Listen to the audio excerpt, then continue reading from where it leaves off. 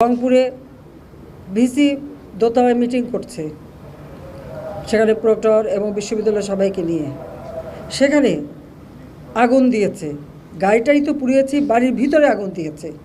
Police যখন উদ্ধার করতে গেছে, পুলিশের উপরে হামলা করেছে। হ্যাঁ, পুলিশের গুলিতে একজন মারা গেছে। যেই মারা যাক, সে তো বাবা মার সন্তান। আমরা সেজন্য সত্যি দুঃখ প্রকাশ করি। এবং তার বাড়ি রংপুর পীরগঞ্জ, ওখানে আমরা যাতে তার কাফন দাফন সব কিছু ব্যবস্থা করে দিয়েছিলাম।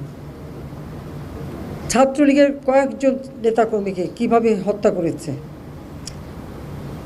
চট্টগ্রামে 6 তলার উপর থেকে ছুঁড়ে ছুঁড়ে নিচে ফেলেছে।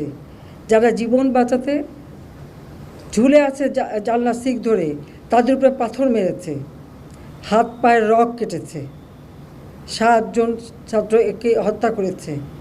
এবং এইরকম হত্যাযোগ্য আরও অনেক